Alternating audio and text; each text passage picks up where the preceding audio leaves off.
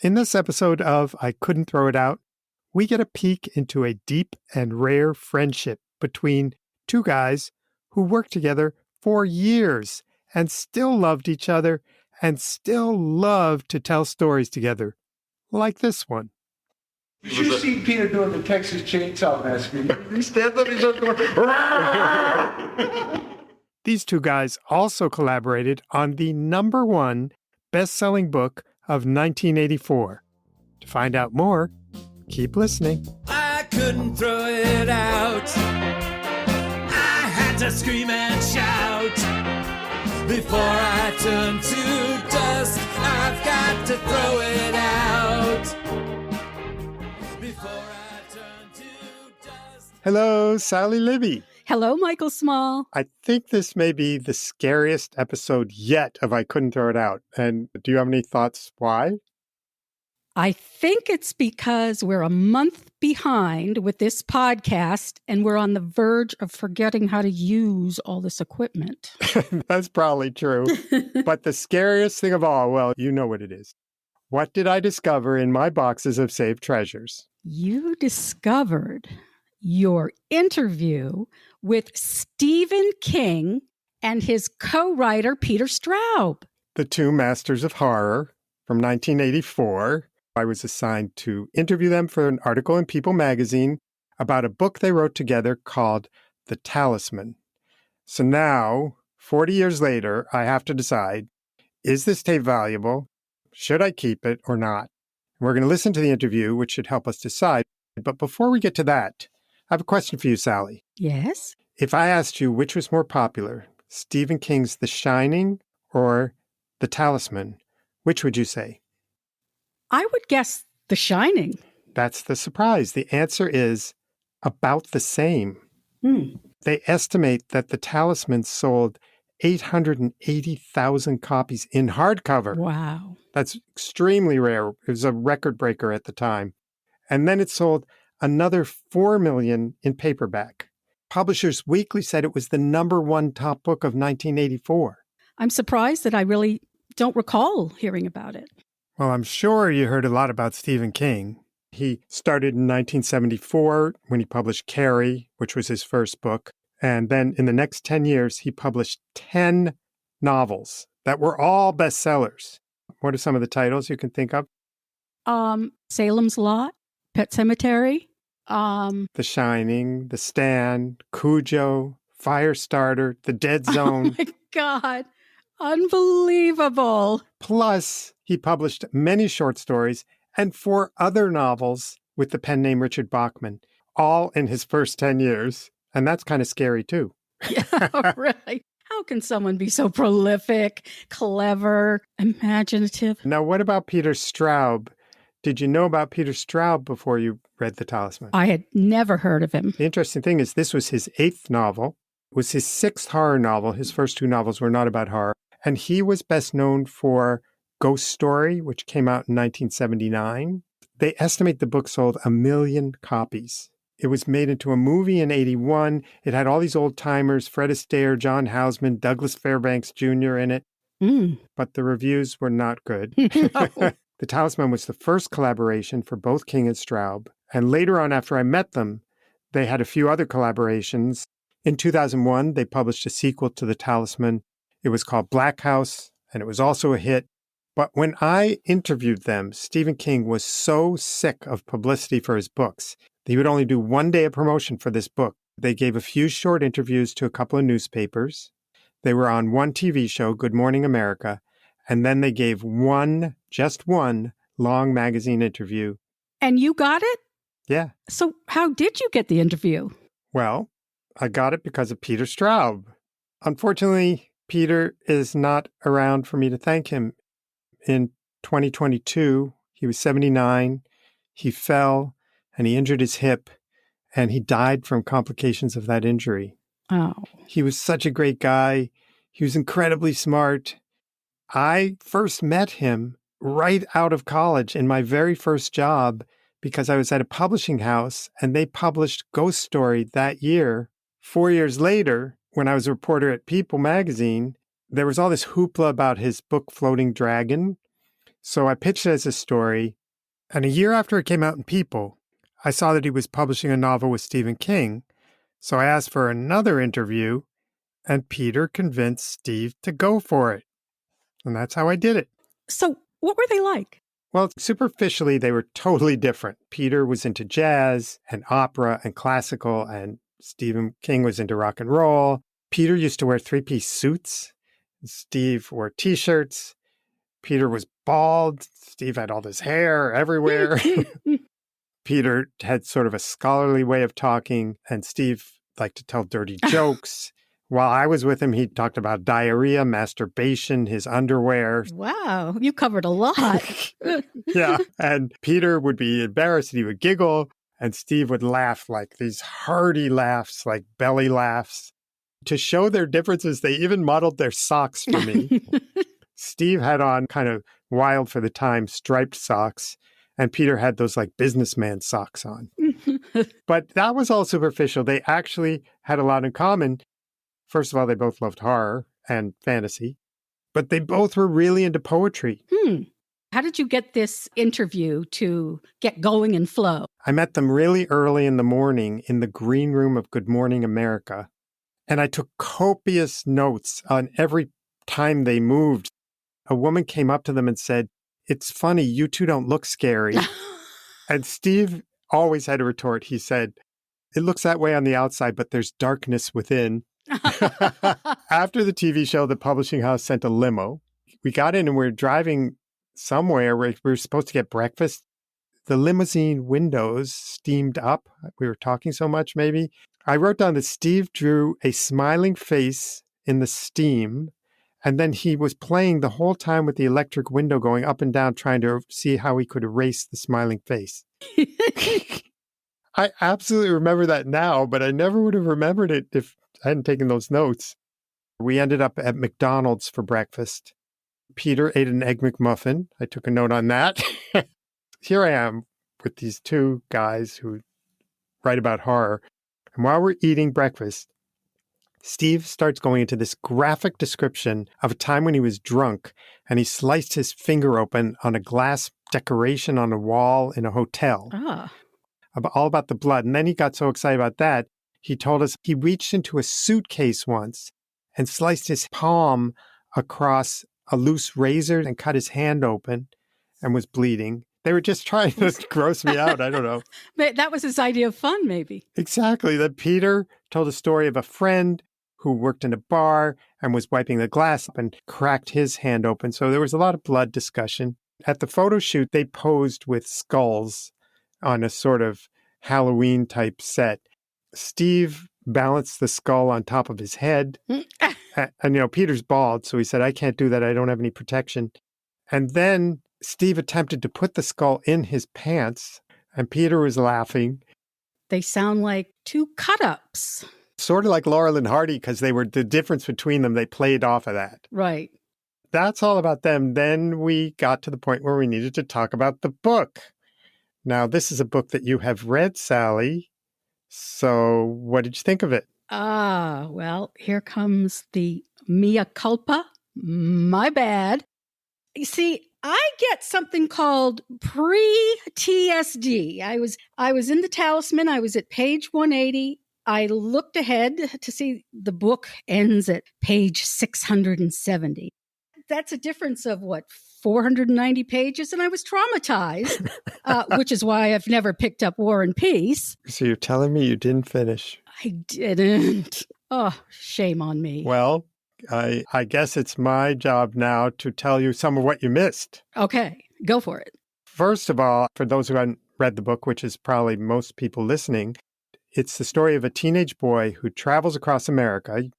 He also goes across a parallel universe, traveling in both places at the same time, and he's searching for a magical object that is going to save his mother from a deadly illness. Along the way, he makes this great friendship with a werewolf, and he battles an evil televangelist. And most of all, he fights a very scary kind of megalomaniac who wants to rule both worlds. I think I'm going to tell you what was good about the book a little bit and what was not as good about the book. All right. Start with the good, Mike. The good thing about this book is when you read it, you know they were having fun. The writers enjoyed themselves. One of the things that I loved about this book and was surprised by is that they're incredibly vivid descriptions. There are passages that are just beautiful. And I'm going to read you a little one here just to hear the language. A silvery nimbus seemed to play around the old man for an instant, a little aureole of light which disappeared as soon as Jack blinked. That's so nice. I mean, it's like such sweet language. They love words. There were all these words you never hear. A few I wrote down were coruscated, gantry thin, spatulate. And the last thing I would say on the positive side is that I think it's a book about writing. Do you know why I say that? No, I don't know. Because when you write, you go into a parallel universe. That's what fiction writers do. They go into other worlds and they sometimes come back with something that's valuable in the real world. Interesting. That's what I loved about the book. But I would say that I sort of understand the people who put the book down. Not you, because you're never forgiven for that. But let me ask you a question. Do you think he's going to get the talisman? I'm going to say yes. I think that's the problem with the book. You feel at the beginning like it's going to happen. Yeah, this has to happen. The suspense isn't there. Uh-huh. But I don't want you to take my word for it. So I wanted to get somebody who could tell us more about the book. To figure that out, I went on ChatGPT and I said, who is the greatest expert on the book, The Talisman? And without any pause, it said, Bev Vincent. So I went to bevvincent.com. I saw that in 2022, he wrote a book called Stephen King, A Complete Exploration of His Work, Life, and Influences, which would be important reading for anybody who's into Stephen King. In 2019, he edited a book called Flight or Fright, short stories about fear of flying, and he edited it with Stephen King. They worked on that together. He also wrote several books about the novels in Stephen King's Dark Tower series. And by the way, he's also written 140 published short stories of his own. So he is quite an expert. And you know, because we talked with him. Right. So here we go. Here's Bev Vincent talking with us about the Talisman, why it's so important after all these years, and sharing his thoughts about the value of my tapes. Take it away, Bev. It's hard for me to tell people what they should read, but I would say it's The Talisman. It's definitely an experience worth living. I think it surprised King and Straub as they were working on it, because while they were familiar with each other's work, they had to come up with a meeting of the minds that allowed them to create a voice that was neither King nor Straub, but some blend of the two. It's a very smooth read through, to the point where King said, I think maybe even in the interview with you, that when he read The Galleys, he wasn't sure who had written which part of certain passages. Do you know how long it took to write The Talisman? It wasn't a contiguous process in the beginning, because they wrote this big outline in 1981, and it wasn't until 1982 that they actually got together to write the opening chapters, which they worked on together. And then they started passing it back and forth over the course of 1982, probably into 83. So I guess it would probably be about a year and a half. I think they said that they overproduced it. It was like over the top with plot and characters, and they really had to scale back. And they both agreed about that. They didn't make it halfway through their outline. They got to a point where they said, if we keep going on this, it's going to be a 3,000-page book. So what they decided to do, Jack Sawyer ends up in California and he has to get back to the East Coast. So they said, let's just put him in a limousine and send him home. And so they cut through that whole second half of their outline. Oh, that's a shortcut. I do feel that the writing is extremely specific and vivid. When they describe a scene, you see the scene.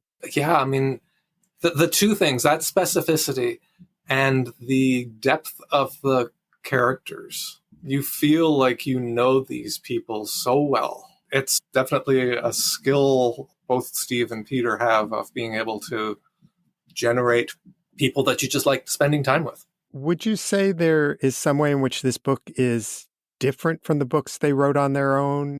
It's definitely different than what Peter wrote generally. Peter did not write much what I would call fantasy, and this novel is really a quest fantasy. And they were mapping it out. They were inspired by The Lord of the Rings, and they said rather than taking something a great distance to destroy it, their idea was to go a great distance to find something to bring back. And so that was their sort of through line. And Peter has not really written fantasies with strange characters and alternate universes to that extent, where King has. So in some ways it feels a little bit more like a King book, but it's something unique unto itself, I would say. Something different from both of them. Didn't Peter start out as a poet?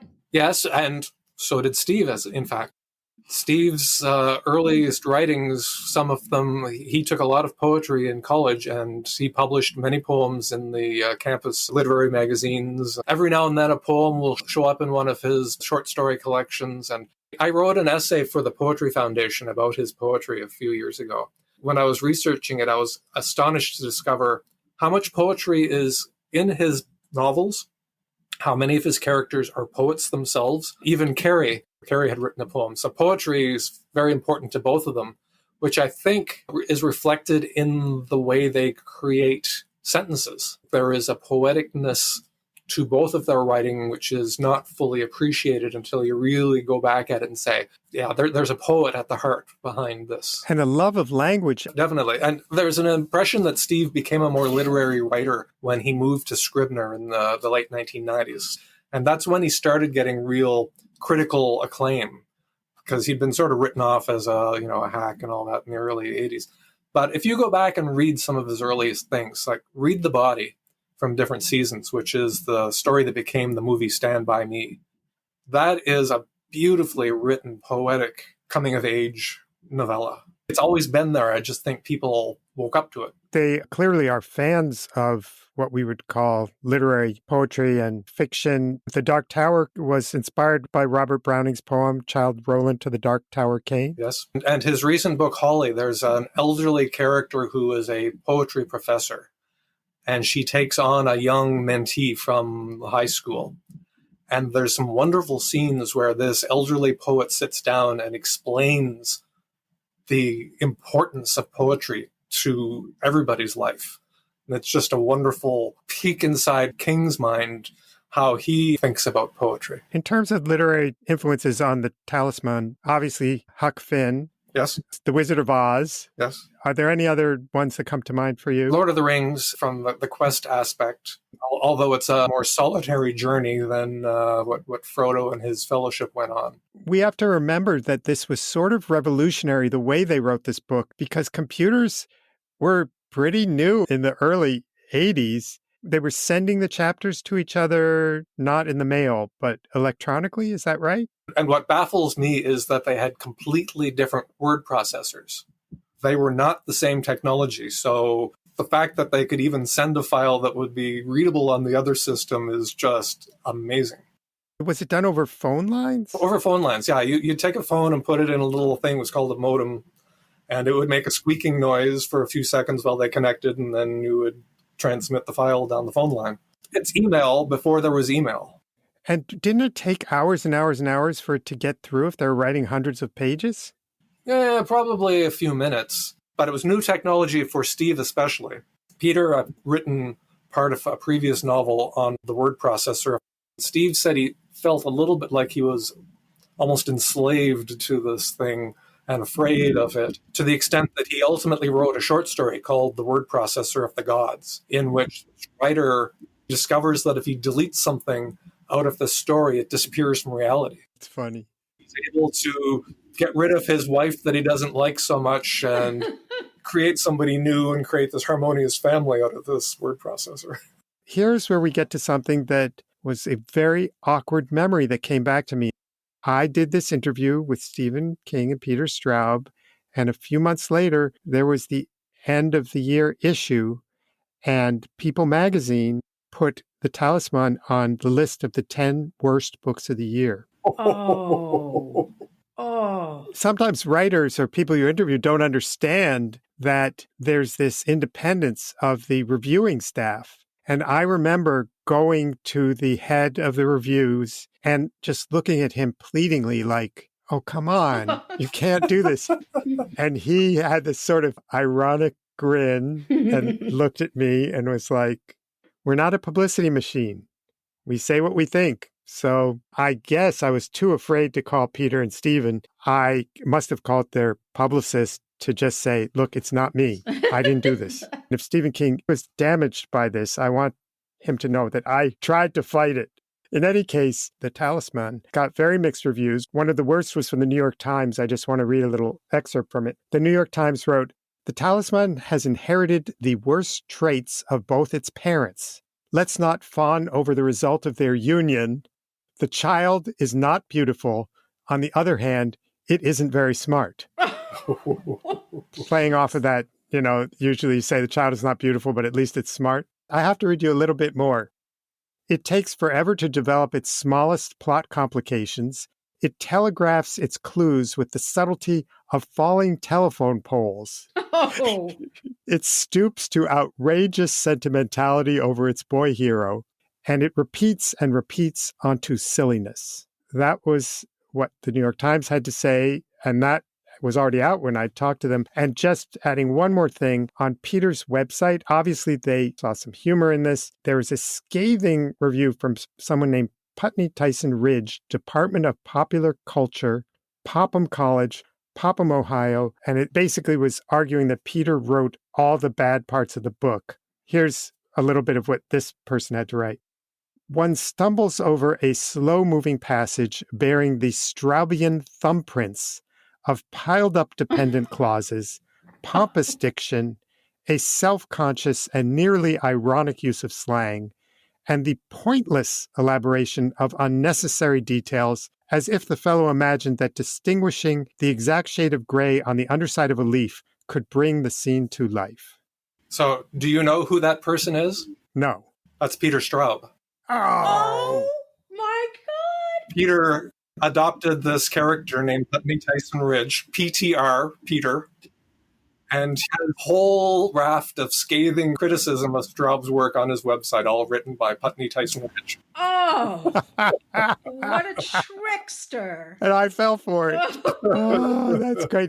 By the way, he also wrote that King continues to pretend that Peter played a significant role in the creation of this novel is testimony to his loyalty and generosity, to say nothing of his compassion. Oh, that's fantastic. Peter was one of the funniest guys I've ever met. I spent some wonderful hours with him.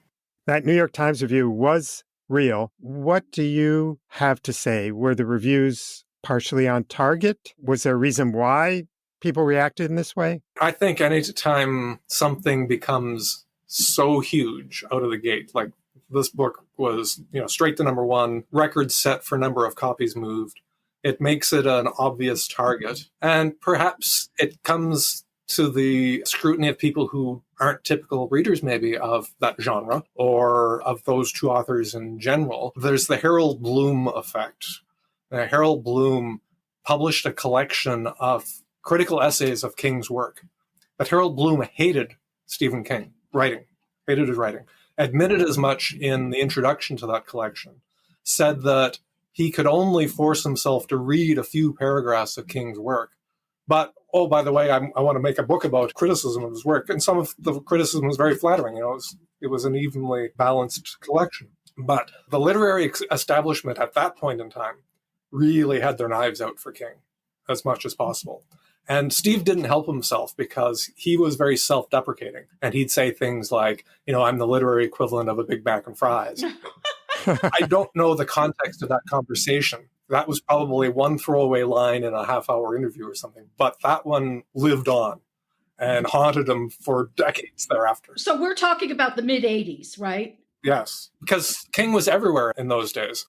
Movies all over the place. Books every year. He'd really sort of reached number one bestsellerdom by default. If a book came out, it was going to be a number one bestseller. And so that makes him a target. But fantasy is not everybody's preference. They might have preferred something that was more horror, especially with those two writers. You sort of go into it expecting it to be ghost story meets Salem's Lot, and it's not. So there's the expectations that aren't met when you have a big book like this. King still gets negative reviews on his books. It's all fair game. It's always a single person's opinion. Do you think the popularity of this book has grown? In 2022, Esquire did a list of all of Stephen King's books, 75 books, and they put The Talisman at number 7 out of 75, which is really high. It is, yeah. Is it getting reevaluated? I'm not sure I would put it in my top 10. Admittedly, it's been quite a while since I've read it, but I remember the experience of reading it the first time in 1984 and just being swept away by it. Do you think it's possible that both Stephen King and Peter Straub will get reevaluated? Dickens was pop culture and probably considered kind of low culture when it came out. Now we read him in English lit classes. Do you see people reading this as sort of representing our time? Yeah, definitely. Steve is already being taught in university. There are courses completely about his work. There has been a fair amount of critical work written about both of them. There's a wonderful book called At the Foot of the Story Tree by Bill Sheehan, which looks at Peter Straub's work, which was a little bit my model for when I first conceived of the Stephen King Illustrated Companion. But I knew I could never do that because the Sheehan book is probably 400 pages and it only has to deal with 10 or 11 books, where, to look at 75 plus books of King's would be like an encyclopedia collection. One of the interesting things I think about Holly, the recent book, is a pandemic novel. I think one of the reasons he did that was because he wants people to remember what it was like to be alive during this time. And 20, 30, 40 years from now, when COVID is hopefully just a distant memory, people will have a way of looking back at America in particular in 2020, 2021, and say, this is the way things were. As a chronicler of America from the 1970s through the 2020s, he certainly will be an important voice, I believe. For me, the biggest surprise as I reread The Talisman is that their view of America is scarier than their view of the territories, this alternative universe, which is supposed to be scary. Every place they go on this voyage is grim, ugly, frightening. They meet unappealing people. There may be exceptions, but it's a pretty dark view of our country, like going to a bar where people are literally monstrous. Does he usually have such a dark view of America? Is it this way in all his books? Do you know where that comes from? He understands, I think, the way people behave when put under pressure. And there are the occasional people who rise to the occasion. And then there are the ones who try to take advantage of it. It's interesting that one of the nicest characters in The Talisman is a werewolf. Yeah. There's also, talking about our culture, the ugliness of the throwaway garbage, the chewing gum, the malls, the smelly popcorn. Everything's kind of cheap and ugly. Is there any biographical detail that points to this? I know that his childhood was challenging, right? He had a single mother and they were not well off. Yeah, it's hard to say where that worldview came from because in general, he likes people and he's very gregarious and he's created some wonderfully captivating characters. When they were working on Black House, here's the evil side of Steve. They created a lovely, wonderful character who everybody was going to fall in love with, specifically so they could kill him off. Oh. There are a couple things from their past. His mother died pretty young, 59, of cancer. I was wondering if maybe that affected this book. And also, Peter Straub was hit by a car at age 7. He was out of school for a year. He had to learn to walk again. It left him with a stutter. This fantasy book does reflect some sort of awareness and closeness to childhood trauma. Do you agree that there might be a personal element in this book? Certainly the sort of the fundamental concept that this young boy's mother is dying of cancer. Steve wasn't young when his mother died. I mean, Carrie was just about to be published, hadn't quite been published yet, but she'd been ill for a while. But she did have to work hard all her life to support Steve and his brother. He remembers one of the happiest moments he got to spend with her after he got the sale of Carrie to paperback, where he made a huge amount of money. It was like $200,000 he was going to get from that. He and his brother were able to go visit his mother at work and say, "You don't have to do this anymore. You can go home and we can your life can be comfortable." Because I think she was sick even at that point, but she was still working. So she didn't get to see everything that happened thereafter and reap the benefits of that. But he at least got to help some final days, I think, a little bit easier. Steve always sort of bristles at the question when people come up saying, "What was your childhood like? Make you write such twisted things?" It wasn't an easy childhood necessarily. He hasn't talked very much about his own particular experience in high school, except to say he doesn't trust anybody who says that they enjoyed their high school years. Michael loved his high school years. I think that's because nobody threw a bucket of blood on me. Carrie was drawn from two people that he knew in high school who had miserable, bullied public lives and really bad home lives. I think he's seen some bad things, I guess, that reflect in his work. Could we speak briefly about his own accident? He was hit by a car? He was hit by a van. The accident happened in June of 1999. He's always been a habitual walker. He used to walk 5 miles a day on his doctor's advice, even in the 80s. And in rural Western Maine, this guy came along and he was distracted by his dogs in the back seat, and he turned around and the van hit him. They said his leg was like a bag of marbles and he punctured a lung and he had head injuries. And it came back a number of years later, around about 2005, he was getting the Medal of Merit from the National Book Association, and the punctured lung gave him a pneumonia incident, and he had to go back into the hospital again for another 6 weeks. He almost died from that one, too. Oh. So, yeah, it's had a long-reaching impact. He still probably has hip issues. Walking was very painful for him, even after he got off the cane. How long was he out of commission? Well, I guess for less time than one might think, considering how badly he was injured. He started writing again fairly soon thereafter. He wrote Dreamcatcher, which he wrote entirely by hand, which came out in 2000. And then he and Peter started working on Black House again in 2000, which came out in 2001. But everything that he wrote after that has some reflection of his pain in it. It impacted everything. I mean, he wrote it into the Dark Tower series. His personal accent. Stephen King is in there as a person who might die that day. Both Peter and Stephen had the same experience at different points in their life. Yeah. After Peter died, Stephen wrote on Twitter, I think working with him was one of the great joys of my creative life. Has he said more about that? Does that ring a bell with you? It does. From listening to your interview from 1984, they talked about how well they got along together and how easy the collaboration was and how there were no disputes.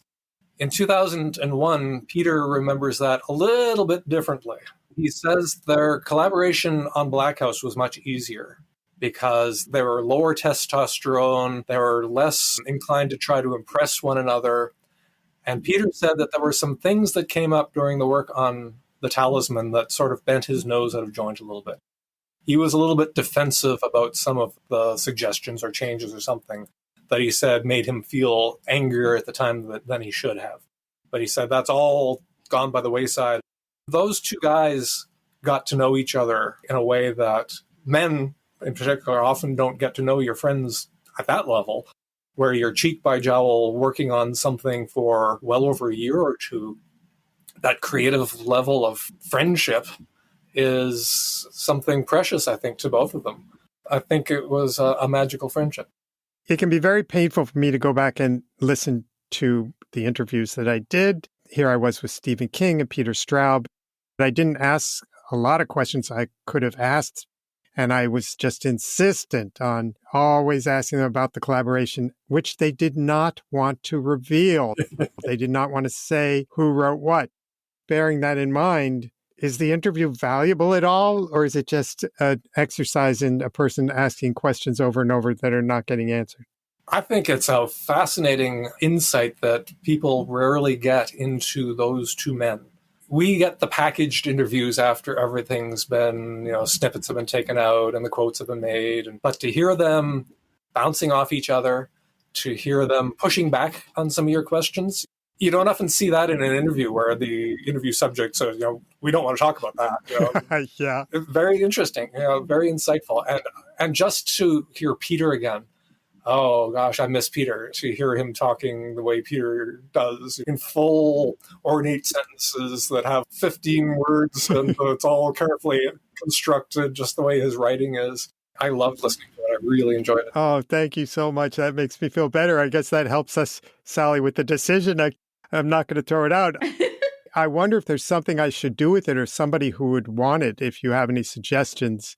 Well, someday there might be a Stephen King museum. He has the archives, which used to be at the University of Maine and are now in what used to be his residence in Bangor. That's now been set up as a writer's retreat and as his archives. I don't know if they have digital archives for audio, but certainly that's something that they might be interested in. Okay, we got to look into that. Yep. Now, looking to the future, they've been talking for decades about making either a movie or a TV series based on the Talisman.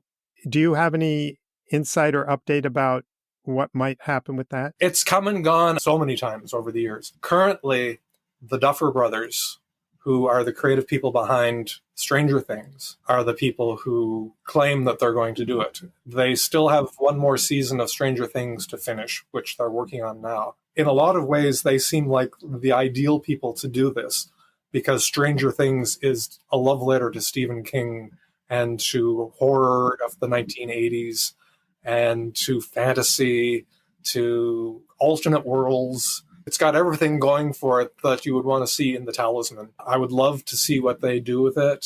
I'm not buying the popcorn quite yet because I've been disappointed many times, but I'm optimistic. Apparently, a character in Stranger Things is reading or reads the Talisman. That's at the very, very end of season 4. And people looked at that as an Easter egg reflecting the fact that the Duffer Brothers were going to do the Talisman. And if the Duffer Brothers don't get to it, is there anything else coming up for fans of this book? There is a possibility that we will get a third book set in that universe. King and Straub talked a lot about a third book. Peter always said in interviews that a fantasy series has to be a trilogy. They kept saying, we're going to start working on it next year. We're going to start working on it next year. Recently in an interview, Stephen had says that he has a long letter that Peter Straub wrote him that sort of lays out the foundation of a third book. Of course, Peter died in 2022, so it will not be a collaboration in that sense. But King said that he had reread the Talisman and he was about to reread Black House. And a third book is on his active list. He said it would be a really long book. I wouldn't be surprised if we didn't see Jack Sawyer again. And Sally, that's the insider's view from Bev Vincent. That was so helpful. ChatGPT was right. He really is the greatest source we could have found. I agree. And now we're ready to hear the authors finally. I just have to tell you one thing about this tape. I was using an old Walkman recorder in the room between two different people speaking. And Stephen King's voice was so low at times that it might be hard to tell what he's saying. But I didn't want to cut it because it really gave you a sense of Stephen King. So what I'm going to do is I'm going to pop in to clarify what he's saying sometimes before he says it, so that when he says it, you'll know what he's saying. There's also a transcript on our website if you want to read along as you listen. That's at throwitoutpodcast.com. So here we go. My 1984 interview about the Talisman. Why did you want to collaborate? I thought Peter would make me look good for one thing. Didn't happen. Instead, I was besmirched. And I'd never done it before, and I was positive in my mind that I could get along with Peter and that we could do it and have a good experience. Why did you accept the offer? Well, I felt flattered to be asked. I'd never really worked with anybody on anything and never thought I would want to. It sounded like kind of a lark. It sounded like an adventure. And then I also liked the feeling that I would really have to be good to hold my head up and to hold up my end, to carry my weight. You know, a little challenge like that is good for the soul. I wanted to see what would come out. I was intensely curious to see what would come out if we did it. It's like that ad, you got chocolate on my peanut butter. You got peanut butter on my chocolate. Hey, this tastes pretty good. Did one of you want it to be darker than it turned out? Was there any disagreement over the amount of horror? No, I think we assumed that it would be very dark sort of fantasy. In fact, I remember that every now and then we put something in deliberately that was rough or crude or shocking, just so that the book would not be a juvenile, so it wouldn't be too honeyed. On the other end, you pretty much left out sex. Well, our boy is almost raped once, and that's not leaving out sex, and that also is not childish. It's a book essentially without women. And in a sense, if it deals with sex, I think that it's a book that has something to say about homosexuality. When we started to talk about Huckleberry Finn, what some of the critics have said is pretentious, but what the hell? None of the critics like Huckleberry Finn when it came out. Okay, here's my first clarification. Here's where Stephen is about to say, very much on my mind was this Leslie Fiedler essay called Come Back to the Raft, Huck Honey. He talks about the fact that this is a novel about latent homosexuality. There are a lot of people who argue that Fiedler got male bonding mixed up with latent homosexuality, but it sure was fun to play with the idea. Very much on my mind was this Leslie Fiedler essay, Come Back to the Raft, Huck Honey. Right. Where what he talks about is the fact that this is a novel about latent homosexuality. And there are a lot of people that argue that Fiedler kind of got, male bonding mixed up with latent homosexuality, but it was sure fun to play with the idea. Yeah, because after all, this is a boy who is just on the brink of puberty, one assumes, and I think we did that deliberately so that he would have certain specific qualities that a boy that age has, and also so that he hasn't yet entered that ripe confusion that characterizes puberty. Yeah, that's right. So that he would be more focused and clearer about things. In a boy's life, and I think it's probably true of girls as well, it's a time that you remember as like the last moment of spring. That is when boys were who I went camping with, and boys were who I went to the movies with. Is there some message about friendship or whatever in there? Or? I think that the message is that male bonding is often mistaken for homosexuality. Yeah. Okay. That's what I think. I'm glad you said that because I was curious what the message is going to be. Yeah. There is a lot of friendship in the book. And love. What has been your reaction to the critics? Do you have any answers to any reviews that you've gotten? Well, no, I mean, the Washington Post liked the book, the Publishers Weekly Advance liked the book, Kirkus liked the book, the Daily News here in New York liked the book. There have been a lot of favorable reviews. Right. In the case of a book that's as big commercially, the Joyce Carol Oates piece said that this is not a book so much as a business merger. That attitude is something that you just simply have to cope with. Though it ought to be pointed out, in case somebody in the world doesn't know it, that the attitude that this is a kind of super film deal, and the attitude that it has more to do with business than with writing is really wide of the mark, since none of this actually occurred to us when we were writing the book. And we were at pains to do our jobs with as much energy, intelligence, and passion as we could. Let me just add to that and say that there's a critical myth that bestsellers are written for the movies that's every bit as fallacious as the idea that masturbation makes you foolish or that it makes hair grow on your palms. If somebody will just sit down and stop and think, why would anybody who's done as well writing books as Peter and I ever stoop to the idea of creating a scenario to make a movie? And this does gall a bit, since anybody who knew either one of us during the writing of this could testify that is a lie. It's a falseness, There's something mingy in it. There's something kind of mean-spirited. It's mean-spirited and it's carping and it's jealous, but most of all, it's a statement of people who don't understand how the two concurrent businesses work. The movie never crossed our lips while we wrote the book. I assume that both of us thought it would be wonderful if it were made a movie, but frankly, I never thought of it at all. I didn't. Didn't you pretty much know? I mean, you can't say you didn't know it wouldn't be number one on the bestseller list automatically. No, we didn't know that. I mean, we thought it would be nice, I guess, and we thought we could probably look forward to a healthy sale. Yeah. But actually, after we delivered the book, then the publishers went crazy. Let us print 500,000 of these initially. Were you pretty confident when you turned it in? Pretty confident, though we knew, I think, that they had to have some editing, that there might, but, we'd been working on this thing for a long time and thinking about it for a long time. We were reasonably pleased with most of it, I think. I knew we had written well. What about the cutting process? Our families met at Thanksgiving at the Mary Long Wharf Hotel in Boston. And Steve and I got together every night. Was that in 83 or 82? I don't remember. I think it was 1982, Thanksgiving. I think it was 82. When we went there, we had been writing for quite a while, and we had a big pile of pages, and we had advanced only a small way into the outline.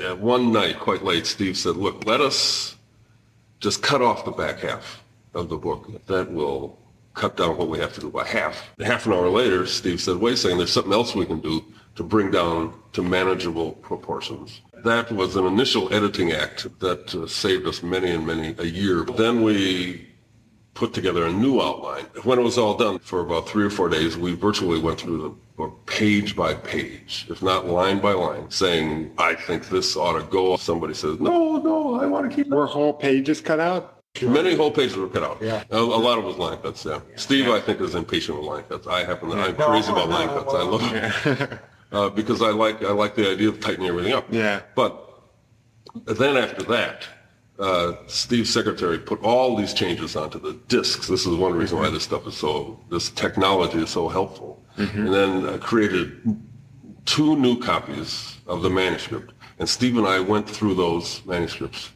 individually and apart and took out anything we felt like taking out, changed everything we felt like changing. Was that still a lot? Yeah. Yeah.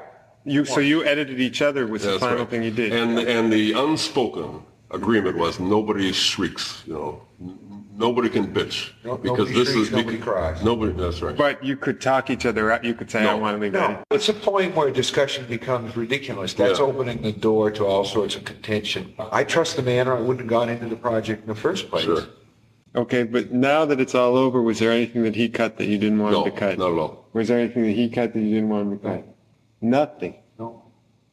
Look, I don't even remember who wrote parts of the book. That's right. And that's not hype or anything like that. The parts I don't remember, I can remember reading over Gatling's and being pretty Me sure I too. wrote certain parts of Yeah. it, and then picking up a telltale phrase or something. But even looking over the last draft of the manuscript, the only way I could tell for sure is that Peter will space around his dashes. That's right. Yeah. We're talking about typewriter signature. You spelled it Uzi with two I spelled Uzi with 2 Z's, that's right. Uzi.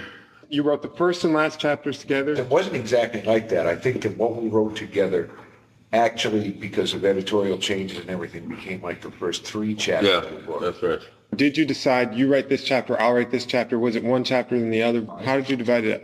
For the majority of the work, we took the outline and literally I said, I'll do this chunk, and I draw a line into where I was going to end it. Peter said, oh, I'll do down to the part where Jack actually starts to travel.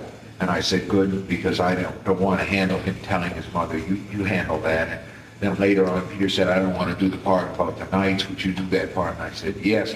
So we divided it up very arbitrarily. Once Peter said to me that he had to go somewhere, like on part of a tour or something, and asked me, would I take over the end of his piece? And I said, sure, because earlier he'd done a piece for me. So in that sense, we were like doctors trading off casework. And it wasn't chapter by chapter.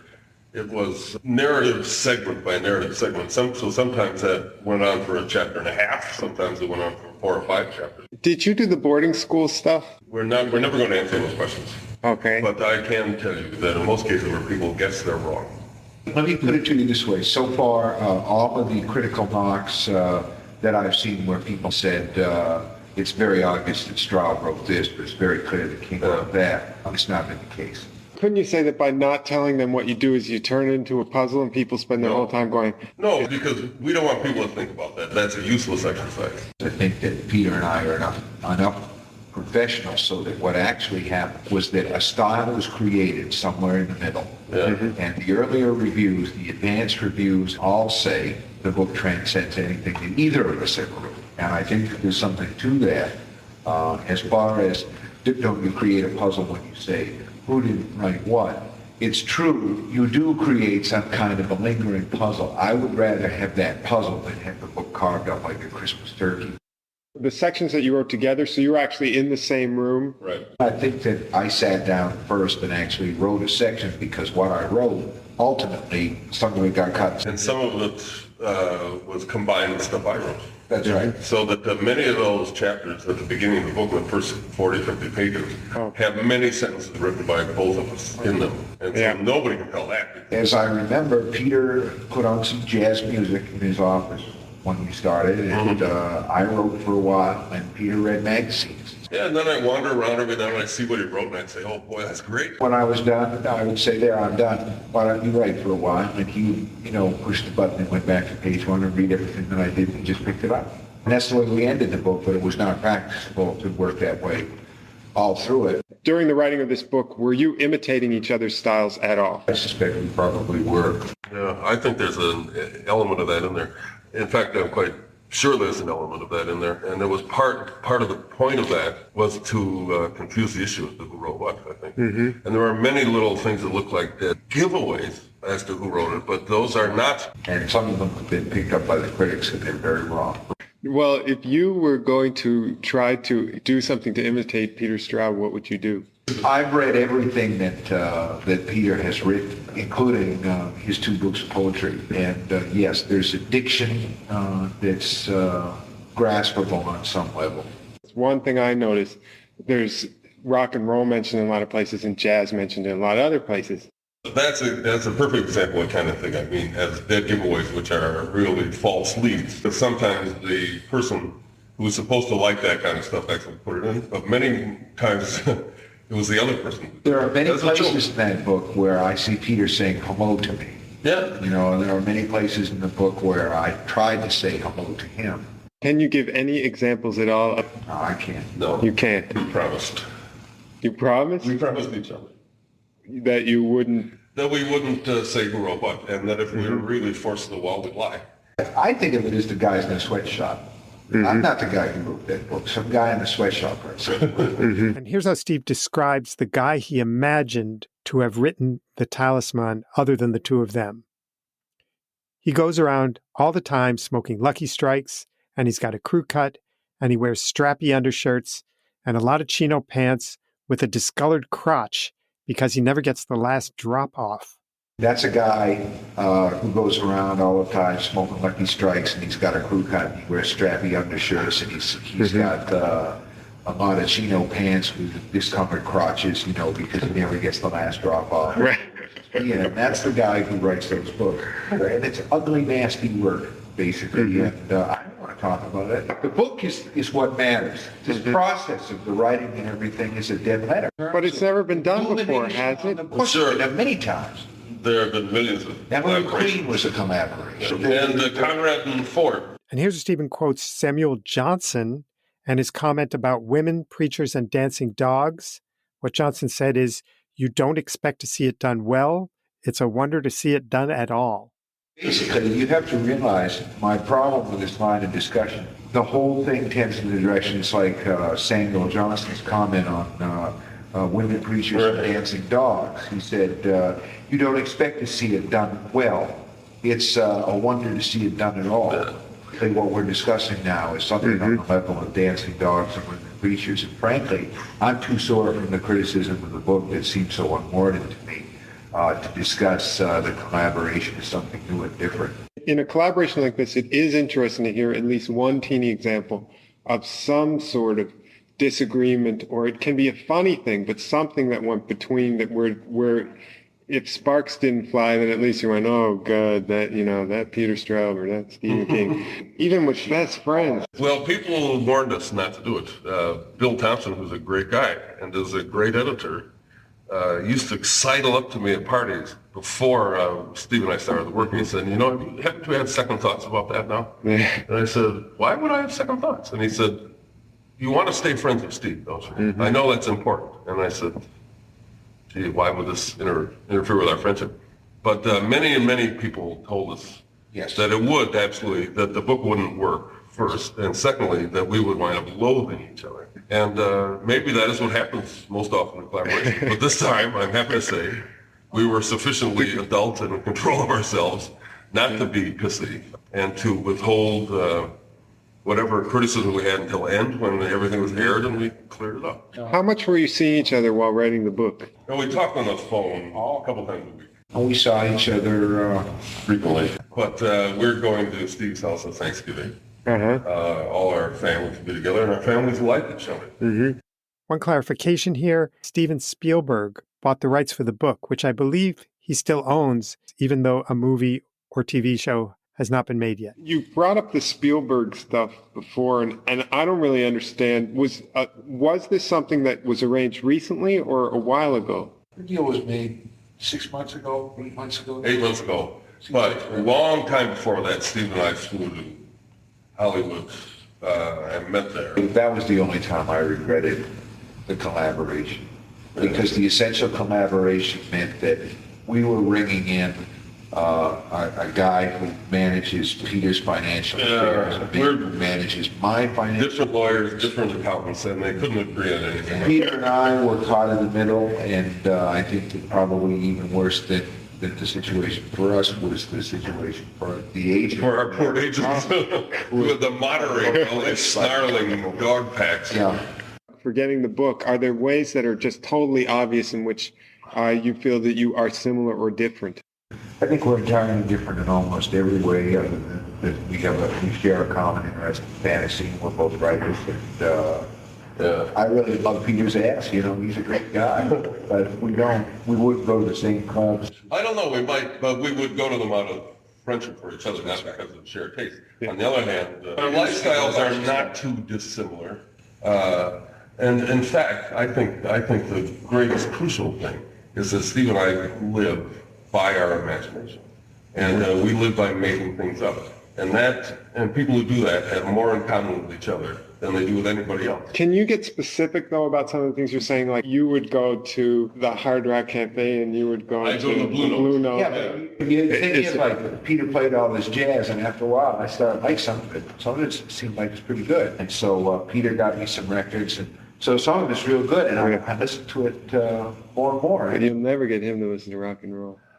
Peter knows a lot about rock and roll. Sure, but I don't listen to it as much, and I don't listen to it much anymore. But I own a lot of rock and roll records. The typical thing that you read in the reviews is that you're more towards pop culture and you're more towards literary tradition. Is that baloney or not? Here's what Steve says about Peter Straub being more literary. He says, I don't think it's wrong. I think it's probably the truth. I would certainly like to be more literary than I am. It's just that I don't seem to be capable of it. I think it is wrong. I think it's probably the truth. And I would certainly like to be more literary than I am. It's just I don't seem to be capable of it. I think Steve is as literary as he has to be. And at this point, I'm fed up with these representations of myself as a kind of embalmed Mandarin. Who always speaks in polysyllabic, slightly orotund sentences. If I was that guy, nobody would buy my books. These things are like cartoon versions of much more complicated reality. And I honestly don't think they should be taken very seriously. Peter's got a good sense of humor, too, It really wipes me out, some of the stuff he says really wipes me out. Peter makes me laugh harder than anybody else. Because I don't laugh because you are twisted, Steve. No. You should have seen Peter doing the Texas Chainsaw Massacre. You don't even remember that you did that. You thought I made it up. That's how shit. Well, probably. It's in a motel in Baltimore. It was these old ladies were sitting at the bar. It was the World Fantasy Con. The World Fantasy Convention. Oh. And there were all these weirdos around, and Peter always dresses like three-piece tie and all this stuff. And these two old ladies were at the bar to get like old lady drinks, like sidecars and Singapore slings. They were really frightened by what was going on. And Peter was talking about the Texas Chainsaw Man. He stands up, he's going, they split. What about how you met and how you got to know each other? I know that I read Peter's earlier books. In fact, they had been sent to me for quote. I was a total fan, and then he wrote me a letter. And then we went to England, and that's where you got to pick it up, because I don't remember how we got together. Yeah. Well, I have a vague memory. I knew that there was this guy named Stephen King who was perceptive and generous about my books. So I walked into a good bookstore in London, and I saw a copy of Salem's Lot. And I thought, and it said Stephen King. And I thought, oh, this is that guy who was so nice. So I thought, Jesus, I'll be loyal. I'll buy this book. So I bought the book, and I couldn't believe how good it was. I was just blown away by it. So I wrote, and then Steve wrote back and said, by the way, we're coming to England. So at some point he called up, and we had a whole series of comic failures at meeting. You know, it rained or something. And finally one day he called up and he said, look, let's meet at Brown's Hotel, which is right in Piccadilly. It's a nice little hotel. And we'll just meet and have a drink. So I walked into Brown's Hotel, I looked all around. It's really Agatha Christie land. It's retired colonels and little old ladies in tweed suits and funny hats, you know, people with canes. Exactly. And antimacassars on things. And down the hall comes this huge lumbering character with a beer in one hand, I believe. And he said, Peter. So I knew who he was. And then we went to the bar and we got on. You first started talking about the collaboration about 1980? The very first time that we got together after that. Yeah, almost. The first time Steve, I think the first time, maybe the second time Steve came to my house. So it was probably still like 78 or something. Yeah, that was a long time ago. Yeah, no, and he said, let's do this. And I said, great, but I just signed a contract for 2 books. And I know it's going to take me 4 years. And Steve said, oh, that's when great. I came into. I have 4 years too. They're all filled up. So let's make a date for 1982. And you can find out what day that was, and we started to talk about that because we had this dinner that Susie made, and I really didn't like any of it, but I ate it all. Was it some kind of exotic food or something? No, the first time the Kings came to my house, or our house, I know I've been enraptured with these kind of Greek appetizers. So we had hummus and we had tara masala. And I guess Steve and Tappy don't like either one of those because the hummus was great. Hummus was okay. I think I was still calling it humus at this point. Great laughter among all my friends. What about the audience for the book? Will this book have a slightly different audience at all? Yeah, a bigger one than any audience I had, even with Pet Sematary. And I think that is the good part about this book. I mean, it's one of the exciting things about it. I think what's happening is that people who hardly ever bought a hardback book in their lives are going out and buying this book. That's the only way to explain the quantity. A sale of anywhere from 100,000 to 300,000 hardbacks is a spectacular success. So now we're talking about 10 times that. Yeah. And what must be happening is that, for example, 16-year-old boys are saving up their money. Yeah. Now they can say what they like, you know, but this is good. This is unambiguously good. If you can get people who don't walk into bookstores to walk into bookstores and take money out of their pockets and buy something you read, then we're all a little better off. Why are these books of this type or this particular book so popular? And here's what Stephen says. It's adventure, and it's escape from a world where a lot of times people are frightened and bored.